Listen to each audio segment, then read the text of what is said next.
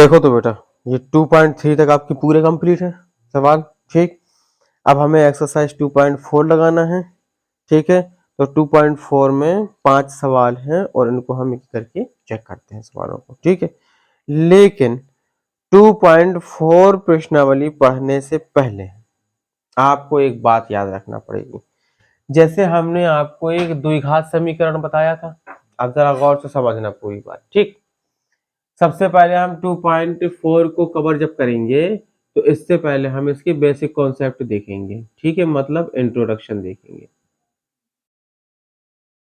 अब ये क्या है एक्चुअली में, जरा समझो बात को। हमने आपको द्विघात समीकरण बताया था, द्विघात बहुपद बताया था। द्विघात बहुपद किस तरीके का होता था? द्विघात बहुपद होता था ax² plus bx plus c। ये है द्विघात बहुपद। द्विघात बहुपद का मतलब ये होता है कि जिसमें चर पद के ऊपर अधिकतम 2 घात हो। ठीक है, चर पद x है यहाँ पर, a b c इसमें अचर पद है, और x² का गुणांक a और x का गुणांक b है। ये द्विघात समीकरण था। जब द्विघात समीकरण में हम इसकी तुलना करते हैं, ए बी सी निकल करके आता है, तो हमने 2 चीजें बताई थी आपको सत्यापन करने के लिए। एक आपको बताया था हमने कि नंबर 1 होता है आपका अल्फा धन बीटा बराबर माइनस बी बटे ए, और दूसरा होता है अल्फा इंटू बीटा बराबर सी बटे ए। बात क्लियर है ना? ये अल्फा बीटा इस बहुपद के शून्यांक है। अल्फा बीटा इस बहुपद के क्या है? शून्यांक है। क्योंकि ये बहुपद 2 घात का है इसलिए इसके 2 शून्यांक होंगे। और ए बी सी इस बहुपद के गुणांक है। ए बी सी क्या है? बहुपद के गुणांक है। तो गुणांकों और शून्यांकों में संबंध इस तरीके का होता है। ठीक, इसके बाद एक बात और समझो कि अगर मान लो आपके पास में शून्यांक दिए हैं, क्या दिए हैं? तो द्विघात समीकरण कैसे बनाते हैं? तो हमने आपको बताया था कि अगर शून्यांक का मतलब अल्फा और बीटा दिया है, तो हम इसका द्विघात समीकरण बनाते हैं, द्विघात बहुपद बनाते हैं x² माइनस अल्फा धन बीटा यानी मूलों का योग इंटू x धन मूलों का गुणा। ऐसे हम एक बहुपद बना लेते हैं। ठीक, अब हम बात कर रहे हैं त्रिघात बहुपद की। भाई त्रिघात बहुपद अगर होगा तो किस तरीके का होगा? देखो यहां समझते हैं जरा। अगर त्रिघात बहुपद होगा तो अधिकतम उसमें कितनी घातें होंगी? 3 घातें होंगी। सिंपल सी बात है। तो जब अधिकतम 3 घातें होंगी तो हम इसको ऐसा लिख सकते हैं ax³ plus bx² plus cx plus d। हो गया त्रिघात समीकरण, त्रिघात बहुपद समीकरण। समीकरण तब कहलाता है जब बराबर अगर हम 0 लगा दें तो ये समीकरण कहलाने लगता है, अदरवाइज अभी ये बहुपद कहलाएगा।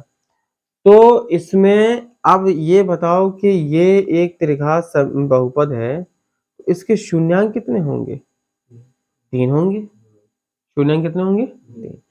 तो यहां पर हम लिखे ले रहे हैं, मान लीजिए माना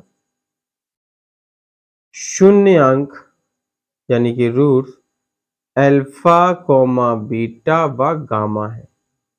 ठीक है, गामा थोड़ा सा ऐसा बड़ा सा बनता है, अल्फा बीटा और गामा, अल्फा बीटा और गामा 3 शून्यांक होंगे इसके, होंगे। तो इनमें जो संबंध होता है शून्यांकों और गुणांकों में, भाई गुणांक इसके क्या है? ए बी सी डी, और शून्यांक है अल्फा बीटा गामा। तो सबसे पहले होता है मूलों का योग, जैसे हम लिखेंगे अल्फा धन बीटा धन गामा, क्योंकि 3 मूल है। अल्फा धन बीटा धन गामा, तो ये होता है माइनस बी बटे ए। ठीक, एक फार्मूला आपको याद रखना है माइनस बी बटे ए। दूसरी कंडीशन में आपको क्या याद रखना है? Alpha beta plus beta gamma plus gamma alpha, ये होता है सी बटे ए। ठीक, और फिर तीसरी कंडीशन में होगा alpha into beta into gamma, तो यह आ जाएगा माइनस डी बटे ए। ठीक है, alpha plus beta plus gamma, alpha plus beta plus gamma इतने बराबर माइनस बी बटे a. Alpha into beta into gamma उतने बराबर आपका जाएगा माइनस सी बटे ए, सॉरी प्लस सी बटे ए। और अगले कंडीशन में जाएगा अल्फा बीटा गामा बराबर माइनस डी बटे ए। ठीक, चलिए अब हम लोग प्रश्नावली पे चलते हैं।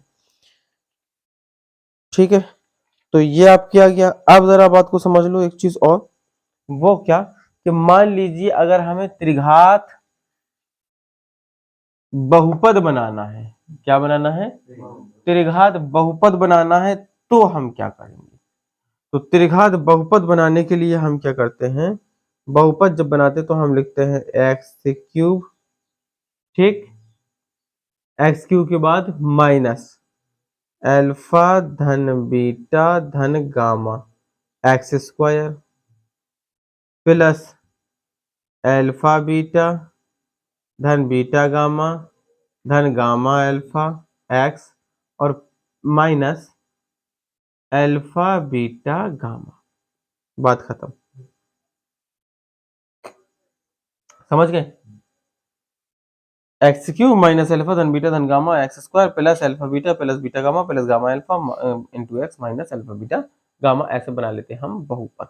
ठीक, अब चलते हैं जरा आगे थोड़ा सा। मान लीजिए 3 शून्यांक दिए हैं अल्फा बीटा गामा, तो हम ये निकाल लेंगे, ये निकाल लेंगे, ये निकाल लेंगे और समीकरण को सेट कर देंगे। या एक तरीका इसका ये भी है कि मान लीजिए उसने कहा, माना किसी त्रिघात बहुपद के शून्यांक, त्रिघात बहुपद के शून्यांक 1,2 व 3 है। कितने बेटा, 1, 2 और 3, मतलब एक अल्फा है, एक बीटा है, एक गामा है। तो उसने कहा कि त्रिघात बहुपद बनाइए। क्या बनाइए, त्रिघात बहुपद बनाइए। तो एक तरीका तो यह है कि भैया जितने शून्यांक दिए हो सबको x से घटाते जाओ, जैसे x माइनस 1, ठीक, x माइनस 2, x माइनस 3, और सबका आपस में गुणा कर दो। अगर 2 शून्यांक होते 1,2 और द्विघात बहुपद पूछता तो भी हम ऐसी करते, x माइनस 1 x माइनस 2 का गुणा करा देते। देखो इससे होगा क्या, चलो अंदर गुणा करते हैं। गुणा करते हैं तो भाई ये क्या जाएगा, x का x में गुणा करेंगे एक्स स्क्वायर, x का माइनस 2 में करेंगे माइनस 2x, माइनस 1 का x में करेंगे माइनस x, माइनस 1 का माइनस 2 में करेंगे प्लस का 2, ठीक है, x माइनस 3। अब ये बन गया आपका एक्स स्क्वायर माइनस का 3x प्लस का 2, और यहाँ आ गया x माइनस 3। ठीक, अंदर फिर से गुणा कर दो, x का गुणा करेंगे एक्स क्यूब आएगा, x का गुणा करेंगे 3x स्क्वायर आएगा, x का गुणा करेंगे 2x आएगा, x का माइनस 3 का गुणा x में करेंगे माइनस 3x स्क्वायर आएगा, माइनस 3 का माइनस 3 में करेंगे 3 तिरका 9x आएगा, ठीक, और माइनस 3 का 2 में करेंगे माइनस 3 दूनी 6 आएगा। बेटा समझ रहे हो बात को। फाइनली ये कितना आ गया, एक्स क्यूब 3 और 3 6x स्क्वायर और 9 2 11x माइनस 6। बेटा बताओ ये बहुपद आ गया कि नहीं आ गया, वो भी त्रिघात का आया कि नहीं आया।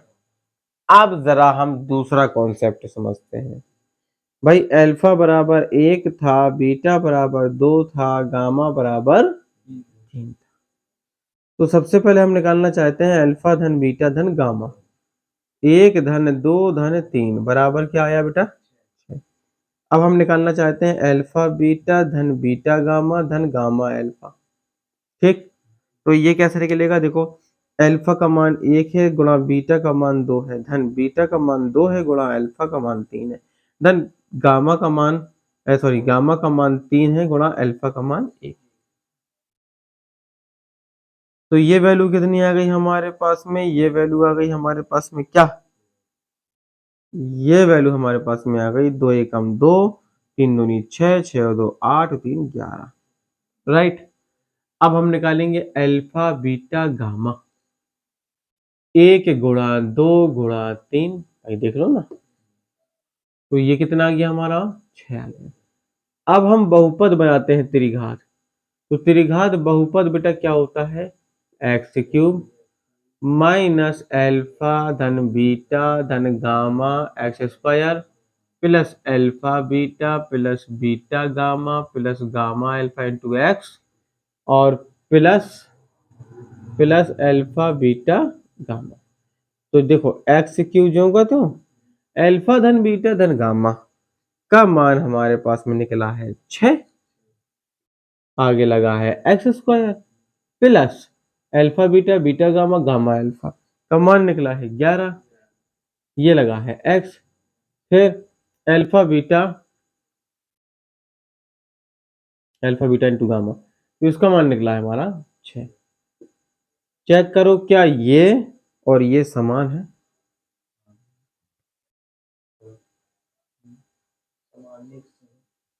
बिल्कुल एक से है ना।